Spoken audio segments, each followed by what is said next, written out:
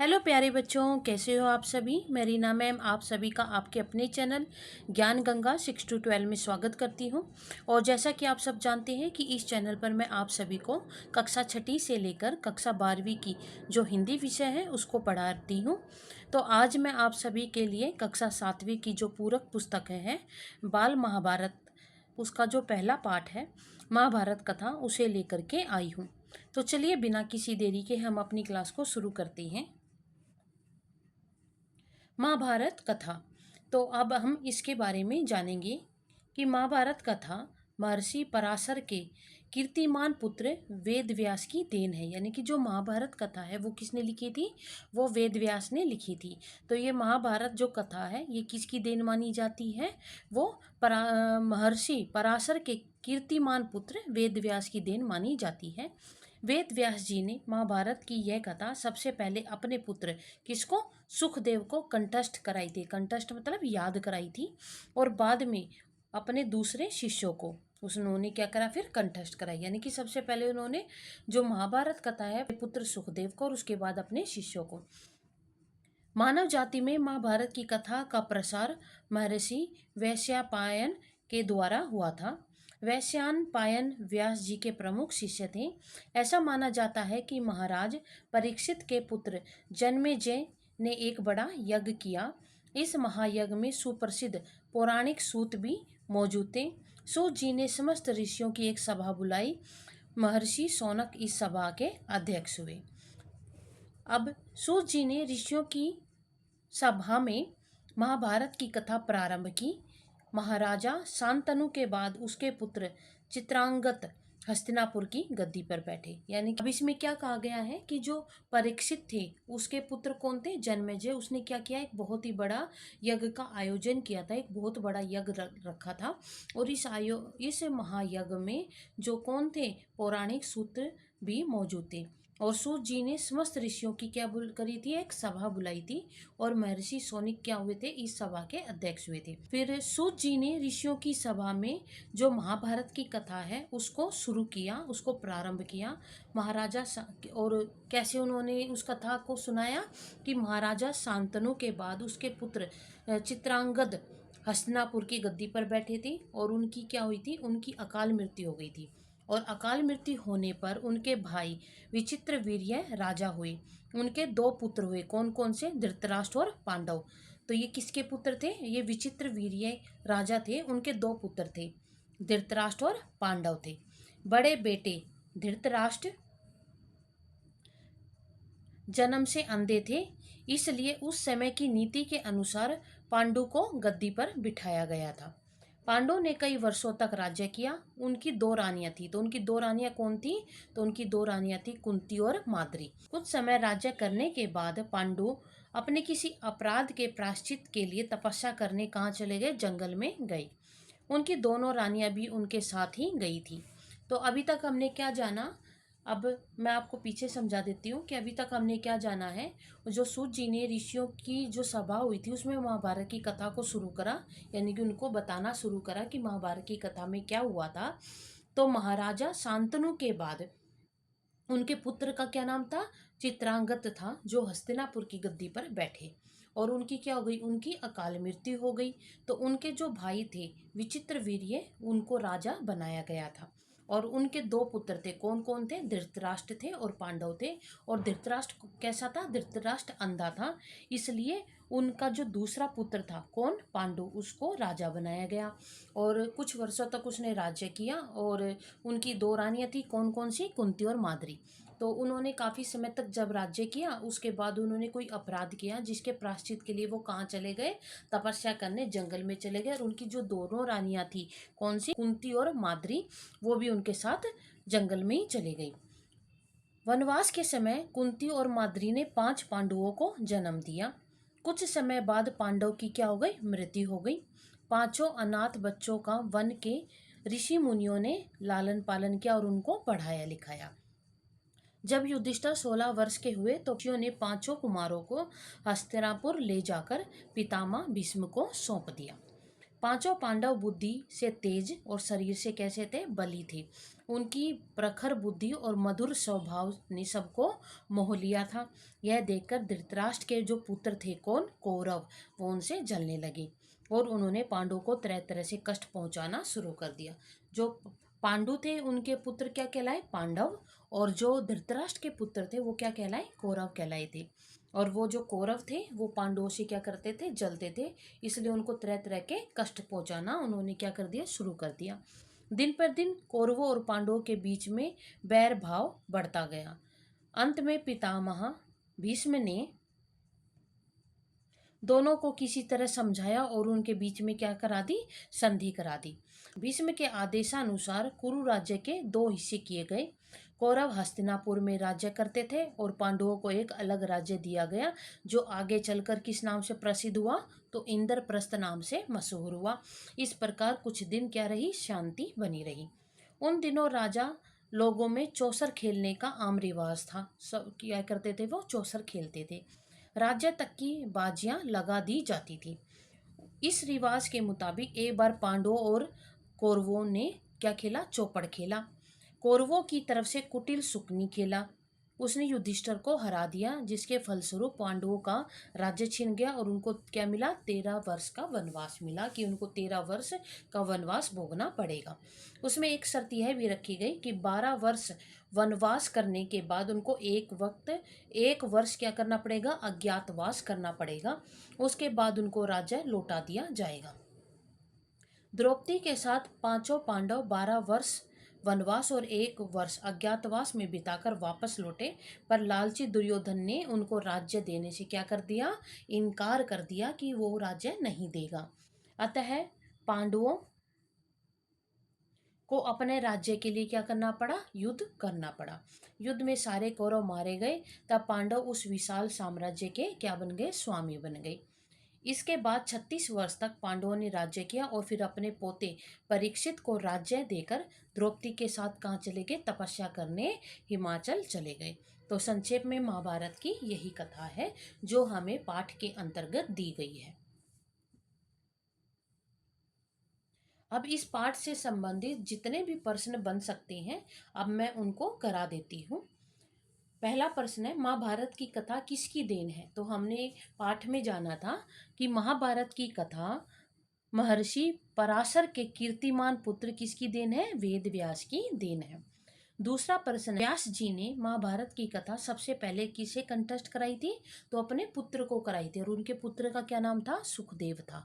तो व्यास जी ने महाभारत की कथा सबसे पहले अपने पुत्र सुखदेव को कंठस्थ कराई और उसके बाद अपने दूसरे शिष्य को कंठस्थ कराई। मानव जाति में महाभारत की कथा का प्रसार किसके द्वारा किया गया था, मानव जाति में महाभारत की कथा का प्रसार महर्षि वैशंपायन के द्वारा हुआ था। महर्षि वैशंपायन कौन थे, तो महर्षि वैशंपायन व्यास जी के प्रमुख शिष्य थे। किसके यज्ञ में सूत जी भी मौजूद थे, तो महाराजा परीक्षित के पुत्र जन्मेजय के यज्ञ में सूत जी भी मौजूद थे। अब हम अपने आगे के प्रश्नों को देख लेते हैं कि सूत जी के द्वारा बुलाई गई सभा के अध्यक्ष कौन बने थे, तो उनकी सभा के अध्यक्ष बने थे महर्षि शौनक। तो सूत जी के द्वारा जो सभा बुलाई गई थी उसके अध्यक्ष महर्षि शौनक बने थे। महाराजा शांतनु के बाद किसको हस्तिनापुर की गद्दी मिली थी, तो महाराजा शांतनु के बाद उनके पुत्र चित्रांगद को हस्तिनापुर की गद्दी मिली थी। बाद में हस्तिनापुर की गद्दी विचित्र वीर्य को क्यों दी गई थी, क्योंकि चित्रांगद जो थे उसकी अकाल मृत्यु हो गई थी। तो उसके बाद उसका जो भाई था विचित्र वीर्य, उसको हस्तिनापुर की गद्दी पर बिठाया गया था।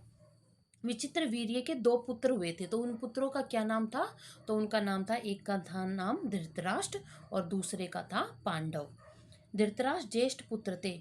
फिर पांडु को गद्दी पर क्यों बिठाया गया था, क्योंकि जो धृतराष्ट्र थे वो क्या थे, जन्म से अंधे थे। ये क्या आएगा, अंधे, जन्म से अंधे थे, वो देख नहीं सकते थे, इसलिए उस समय की नीति के अनुसार पांडव को गद्दी पर बिठाया गया था। अब हम अपने अगले प्रश्नों को देख लेते हैं कि पांडव की कितनी रानियां थी और उनके नाम लिखो। तो पांडव की कितनी रानियां थी, पांडव की 2 रानियां थी, कुंती और माद्री। पांडव अपनी दोनों रानियों के साथ जंगल क्यों गए थे? तो पांडव अपनी दोनों रानियों के साथ किसी अपराध के प्रायश्चित करने के लिए तपस्या करने जंगल में गए थे। पांडव के कितने पुत्र हुए? तो पांडव के 5 पुत्र हुए थे। और पांडवों के जो 5 पुत्र थे उनका नाम क्या था? युधिष्ठिर, युधिष्ठिर, अर्जुन, भीम, नकुल और सहदेव। तो ये जो थे पांडव के 5 पुत्र थे। कौन कौन से? युधिष्ठिर, अर्जुन, भीम, नकुल और सहदेव। पांडवों का पालन पोषण किसके द्वारा और कहाँ हुआ था? तो पांडवों का पालन पोषण ऋषि मुनियों के द्वारा जंगल में हुआ था। युधिष्ठिर के 16 वर्ष के होने पर ऋषियों ने पांडव को किन्हें सौंप दिया था? तो युधिष्ठिर के 16 वर्ष होने पर ऋषियों ने पांडव को हस्तिनापुर ले जाकर पितामह भीष्म को सौंप दिया था। तो यहाँ तक आपको प्रश्न समझ में आए। अब हम अपने आगे के प्रश्नों को देख लेते हैं। आगे प्रश्न है, कौरव पांडव से क्यों जलते थे? क्योंकि जो 5 पांडव थे बुद्धि से तेज थे, यानी कि वो बुद्धिमान थे, तेज बुद्धि वाले थे। शरीर से वो बली थे, यानी कि बलवान थे और मधुर स्वभाव के थे। पांडवों के गुण सबको क्या कर लेते थे? मोहित कर लेते थे। उनसे यानी कि सब पांडवों को क्या करते थे? पसंद करते थे। ये देखकर कौरव उनसे जलते थे। कुरु राज्य का बंटवारा किस प्रकार हुआ? कुरु राज्य के 2 हिस्से किए गए। कौरव हस्तिनापुर में ही राज्य करते थे, यानी कि कौरवों को हस्तिनापुर दिया गया और पांडवों को एक अलग राज्य दिया गया जिसका क्या नाम रखा गया? आगे इंद्रप्रस्थ नाम रखा गया था। राजा लोगों के बीच कौन सा खेल खेलने का रिवाज था? तो चौसर खेलने का रिवाज था। यानी कि राजा लोग क्या करते थे? चौसर खेलते थे, तो उनके बीच चौसर खेलने का रिवाज था। पांडवों का राजा कैसे छिना और उन्हें क्या भोगना पड़ा? चौसर के खेल में ये क्या है? खेत नहीं है ये। चौसर के खेल में शकुनी ने युधिष्ठिर को हरा दिया, जिसके कारण पांडवों का राज्य छिन गया और उनको 13 वर्ष का वनवास भोगना पड़ा था। खेल की क्या शर्त थी? तो खेल की शर्त थी कि 12 वर्ष के वनवास के बाद उनको 1 वर्ष अज्ञातवास भोगना पड़ेगा और उसी के बाद ही उनको राज्य वापस दिया जाएगा। तो ये शर्त जो खेल में रखी गई थी। कौरव और पांडवों के बीच युद्ध का क्या कारण था? कि जो दुर्योधन था उसने पांडवों को राज्य देने से इनकार कर दिया था और यही कौरव और पांडवों के बीच में युद्ध का कारण बना था। तो युद्ध क्यों हुआ था? क्योंकि दुर्योधन ने पांडवों को उनका राज्य देने से मना करा था, जिसके कारण युद्ध हुआ था। वनवास के बाद पांडवों को क्या करना पड़ा? वनवास के बाद पांडवों को 1 वर्ष का अज्ञातवास बिताना पड़ा था। गंगा ने शांतनु से कहा, राजन, क्या आप अपना वचन भूल गए? तुम्हारे विचार से शांतनु ने गंगा को क्या वचन दिया होगा? तो हमारे विचार से शांतनु ने गंगा को यह वचन दिया होगा कि वह उनसे पुत्र पाने की कामना नहीं करेंगे और वह उसके किसी भी कार्य में हस्तक्षेप नहीं करेंगे, यानी कि वो जो भी कार्य करना चाहेगी वो उसकी कार्य में वो बाधा नहीं डालेंगे, उसको उस कार्य को करने की इजाज़त देंगे, मतलब किसी प्रकार की वो रुकावट नहीं डालेंगे, वो जो चाहे वो कर सकती है और ना ही कोई प्रश्न उनसे पूछा जाएगा। तो ये शर्त उनके बीच में रखी थी। फिर है, महाभारत के समय में राजा के बड़े पुत्र को अगला राजा बनाने की परंपरा थी। इस परंपरा को ध्यान में रखते हुए बताओ कि तुम्हारे अनुसार किसे राजा बनाया जाना चाहिए था, युधिष्ठिर को या फिर दुर्योधन को? अपने उत्तर का कारण भी बताओ। तो महाभारत के समय में राजा के बड़े पुत्र को अगला राजा बनाने की परंपरा थी, तो इस परंपरा को ध्यान में रखते हुए युधिष्ठिर को राजा बनाना चाहिए था। क्यों? क्योंकि हस्तिनापुर की गद्दी के उत्तराधिकारी कौन थे? पांडु थे। अतः उनके बड़े पुत्र को गद्दी मिलनी चाहिए थी, क्योंकि जो पहले का था पांडव को सिंहासन पर बिठाया गया था, लेकिन वो अपने किसी अपराध का प्रायश्चित करने के लिए कहाँ चले गए थे? तो जंगल में चले गए थे। तो इसलिए अधिकारी कौन थे? पांडु थे। तो उनका बड़ा पुत्र कौन था? युधिष्ठिर था। इसी कारण उसको राजा बनाना चाहिए था। और दूसरा कारण क्या है? यदि यह मान भी लिया जाए कि धृतराष्ट्र भी तो राजा थे, लेकिन तब भी युधिष्ठिर गद्दी के हकदार थे। क्यों? क्योंकि वो दुर्योधन से बड़े थे, जिसके कारण उसको ही राजा बनाना चाहिए था। अब महाभारत के युद्ध को जीतने के लिए कौरव और पांडवों ने अनेक प्रयास किए। तुम्हें दोनों के प्रयासों में जो उपयुक्त लगे उनके कारण उनके उदाहरण देनी है। तो अब इस प्रश्न का क्या उत्तर है हम उसको देख लेते हैं कि महाभारत के युद्ध को जीतने के लिए कौरव और पांडव दोनों ने नैतिक और अनैतिक दोनों ही तरीकों को अपनाया था। इस कहानी के अनैतिक तरीकों को छोड़ दिया जाए तो पांडवों के तरीके हमें कुछ हद तक सही लगेंगे। मसलन अपने मित्रों की सहायता लेना, दूसरा युधिष्ठिर का भीष्म द्रोण कृप शल्य से युद्ध करने की आज्ञा लेना, तीसरा पांडवों के द्वारा कृष्ण को अपने साथ लेना, पांडवों द्वारा कौरव पक्ष के लोगों की सहानुभूति पा लेना। तो ये सब उदाहरण हमें उपयुक्त लगते हैं। अब अगला प्रश्न है कि तुम्हारे विचार से महाभारत के युद्ध को कौन रोक सकता था। ये क्या है, रोक, कौन रोक सकता था और कैसे रोक सकता था। तो हमारे विचार से महाभारत के युद्ध को भीष्म पितामह और आचार्य द्रोण रुकवा सकते थे। क्यों रुकवा सकते थे? क्योंकि यदि भीष्म पितामह और आचार्य द्रोण दुर्योधन के अन्याय का समर्थन नहीं करते तो कृपाचार्य और अश्वत्थामा भी उनका साथ नहीं देते। तब कौरव क्या हो जाते, कमजोर पड़ जाते और इन लोगों की अनुपस्थिति में दुर्योधन युद्ध करने में कैसा था, असमर्थ था। वो समर्थ था ही नहीं इनकी उपस्थिति में। इसी कारण भीष्म पितामह और जो आचार्य द्रोणाचार्य थे वो युद्ध को रुकवा सकते थे। अब हम अपने आगे के प्रश्नों को देख लेते हैं। हमारा अगला प्रश्न है कि इस पुस्तक में 5 मुहावरे चुनकर उनका वाक्य में प्रयोग करना है। यानी कि इस पाठ में जो मुहावरे आए हैं उनको चुनकर उनको वाक्य में प्रयोग करना है। एक है नीचा दिखाना। तो नीचा दिखाना, इस वाक्य का प्रयोग हम कैसे कर सकते हैं कि दुर्योधन का प्रयास सदैव पांडवों को नीचा दिखाने का रहता था। काम तमाम करना, तो इसको हम वाक्य में कैसे बदल सकते हैं, भीम ने दुर्योधन का काम तमाम कर दिया। खलबली मचना, यानी कि अश्वत्थामा के आते ही कौरव सेना में क्या हो गई, खलबली मच गई। दंग रहना, अभिमन्यु के युद्ध कौशल को देखकर जो कौरव सेना थी वो क्या रह गई, दंग रह गई। नाक में दम करना, घटोचक ने अपने प्रहारों से कर्ण की नाक में क्या कर दिया, दम कर दिया। ये जो हमें मुहावरे दिए गए हैं इनका वाक्य में प्रयोग किया गया है। अब हम आगे के अपने प्रश्न को देख लेते हैं कि महाभारत में एक ही व्यक्ति के एक से अधिक नाम दिए गए हैं। बताओ नीचे लिखे हुए नाम किसके हैं। जो प्रथा है इसका नाम क्या है, कुंती। और वासुदेव, वासुदेव किसको कहा गया है, कृष्ण को कहा गया है। सैंद्री, ये किसको कहा गया है, द्रौपदी को। राधे, कर्ण को। गांगे, ये देवव्रत और भीष्म पितामह जो है उनको कहा गया है। कंक किसको कहा गया है, युधिष्ठिर को कहा गया है। अब आगे के प्रश्न है कि तुम्हारे अनुसार महाभारत कथा में किस पात्र के साथ सबसे ज्यादा अन्याय हुआ और क्यों हुआ था।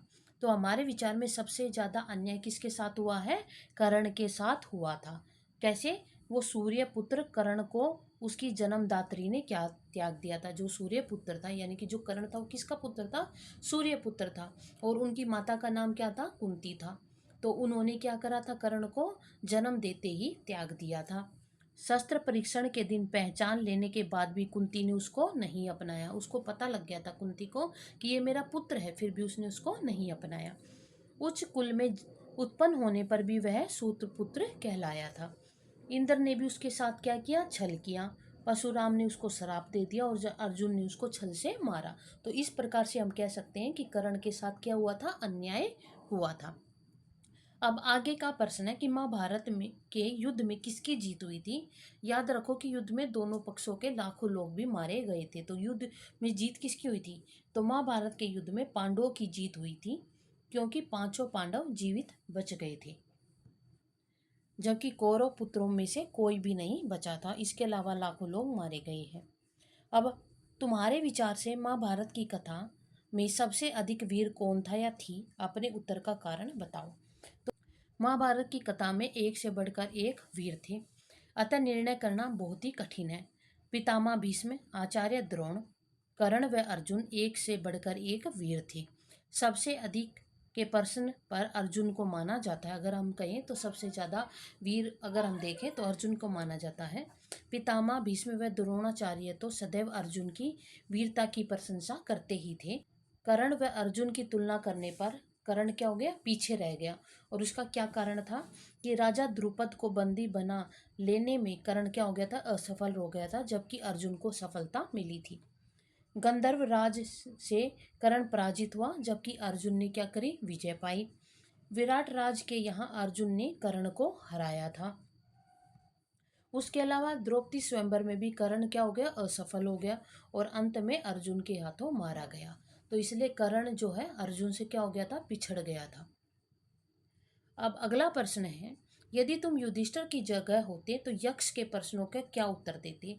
कि यदि मैं युधिष्ठिर होता या होती तो मैं भी यक्ष के प्रश्नों के उत्तर इस प्रकार देती कि वे प्रसन्न होकर मुझे वर देते, कि वो मुझे प्रसन्न हो जाते और क्या देते, मुझको वरदान दे देते और मेरे भाइयों को जीवित कर देते।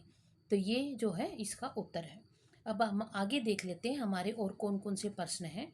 तो हमारा अगला प्रश्न है, महाभारत के कुछ पात्रों द्वारा कही गई बातें नीचे दी गई हैं। इन बातों को पढ़कर उन पात्रों के बारे में तुम्हारे मन में क्या विचार आते हैं।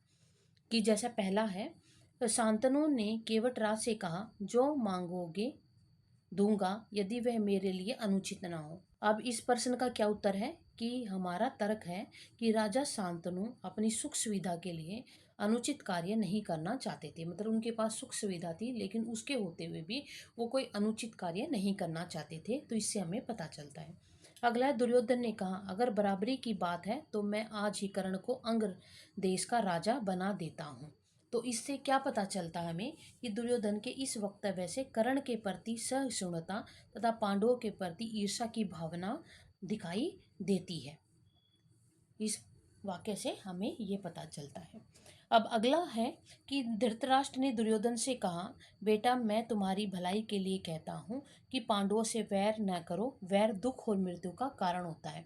तो इस बात से हमें क्या पता चलता है कि धृतराष्ट्र के इस कथन से पता चलता है कि पुत्र के सामने एक पिता विवश है। उनकी कमजोरी उनका कौन है, पुत्र है। अपने पुत्र से उचित और अनुचित की बातें कहकर अपने पुत्र को गलत करने से रोकने के लिए वो क्या कर रहा है, आग्रह करता है। हमारे मन में भाव आता है कि बड़ों की बात को न मानना दुख का सबसे बड़ा कारण होता है। अगर हम बड़ों की बातों को नहीं मानेंगे तो क्या होगा, हमें बहुत ही दुख उठाना पड़ेगा।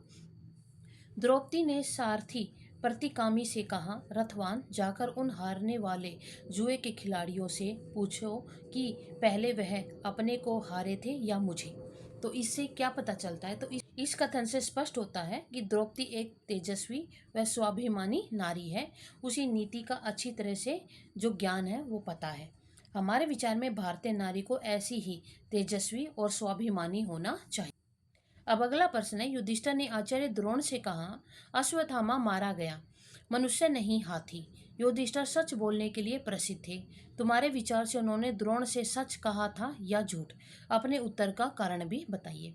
तो युधिष्ठिर ने द्रोण से झूठ कहा था। कथन था, अश्वत्थामा मृत है नरो वा कुंजरो वा। इस कथन से यह सत्य है कि अश्वत्थामा हाथी मर गया, किंतु एक तो युधिष्ठिर ने जानबूझकर ऐसा कहा, दूसरे नरो पहले कहा है, तीसरे अंतिम अंश धीमी आवाज में था। वास्तव में ऐसा युधिष्ठिर ने इसलिए कहा था क्योंकि वे जानते थे कि द्रोण के लिए यह असहनीय सदमा होगा। जब वे इस सदमे से व्याकुल होकर निढाल हो जाएंगे तो उन्हें मारना क्या होगा, सरल होगा। इसी योजना के आधार पर वह अपने लक्ष्य में सफल भी हुआ था। तो ये हमारी इस प्रश्न का उत्तर है। हम अब आगे देख लेते हैं कि महाभारत के युद्ध में दोनों पक्षों को बहुत हानि हुई। इस युद्ध को ध्यान में रखते हुए युद्धों के कारण और परिणामों के बारे में कुछ पंक्तियां लिखो। शुरुआत हम कर देते हैं। जैसे कि युद्ध में दोनों पक्षों के असंख्य सैनिक मारे गए, तो इस युद्ध में कितनी क्या हानि हुई थी तो उसको बताना है। कि युद्ध में दोनों पक्षों के असंख्य सैनिक मारे गए थे। इस युद्ध में जन और धन दोनों की हानि हुई थी, यानी कि जनता भी मरी थी, यानी कि लोग भी मरे थे और पैसा भी बहुत लगा था। तो जन और धन दोनों की हानि हुई थी। युद्ध के कारण नारियों को अपमान सहना पड़ा था। वैज्ञानिक विकास रुक जाता है युद्ध से, और युद्ध से पूरे खानदान का क्या हो जाता है, नाश हो जाता है। यानी कि परिवार के हर सदस्य क्या हो जाते हैं, मर जाते हैं, जिससे खानदान का नाश हो जाता है। युद्ध से देश की क्या होती है, प्रगति भी रुक जाती है। तो ये सभी जो है क्या है, ये सभी हानियां हैं युद्ध की। अगर युद्ध होता है तो इन सभी हानियों के होने की संभावना पूरी पूरी होती है। अब हम आगे देख लेते हैं कि नीचे लिखे वाक्यों को पढ़ो, सोचकर लिखो कि जिन शब्दों के नीचे रेखा खींची गई है उनके क्या अर्थ हो सकते हैं, उनके अर्थ बताने हैं। जैसे कि पहला, गंगा के चले जाने से शांतनु का मन विरक्त हो गया। तो यहाँ पे जो विरक्त है ये इसके नीचे रेखा खींची गई है, रेखांकित शब्द है। तो इसका क्या अर्थ हो सकता है? तो इसका अर्थ होता है उदासीन या वांछित जो वस्तु है उसको पाने के मार्ग में बाधा का भाव आना। यानी कि किसी चीज़ को हम पसंद करते हैं, कोई चीज़ हमारी मनपसंद चीज़ है और वो चीज़ जब हम कोई पाना चाहते हैं और हमारे मार्ग में क्या आ जाए, बाधा उत्पन्न हो जाए या बाधा आने का कोई भाव हो जाए, तो उसको क्या कहा जाएगा, विरक्त। अब द्रोणाचार्य ने द्रुपद से कहा, जब तुम राजा बन गए हो तो ऐश्वर्य के मद में आकर तुम मुझे भूल गए। क्या हो गए, मुझे भूल गए। तो यहाँ पे जो मद शब्द है, मद शब्द का अर्थ क्या होता है? तो मद शब्द का अर्थ होता है अहंकार या बड़कपन का भाव, अपनों का तिरस्कार या सत्ता का नाश। तो मद का क्या क्या अर्थ हो सकते हैं? मद का यहाँ पे जो अर्थ है वो क्या है, अहंकार है, कि ऐश्वर्य के अहंकार में तुम मुझे भूल गए।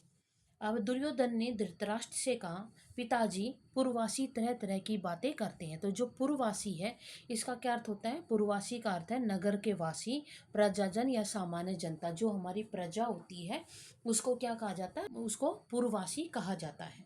तो यहाँ पे पूर्ववासी का अर्थ है नगर के वासी।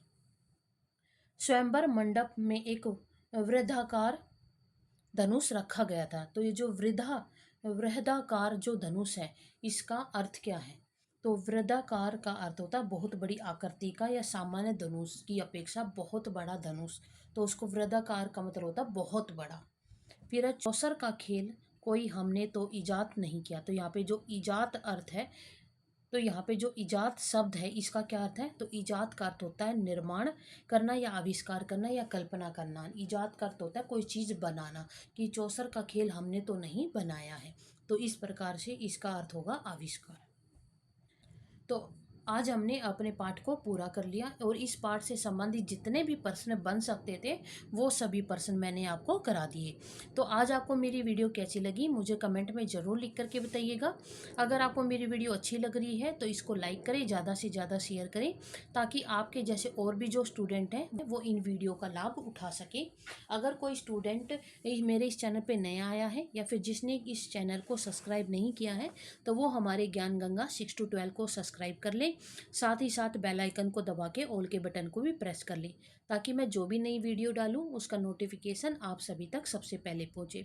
और जिस भी स्टूडेंट ने मेरा टेलीग्राम चैनल या इंस्टाग्राम चैनल को ज्वाइन नहीं किया है तो इस वीडियो के डिस्क्रिप्शन में उसका लिंक दिया गया है, तो आप वहां जाकर के उसको ज्वाइन कर सकते हैं।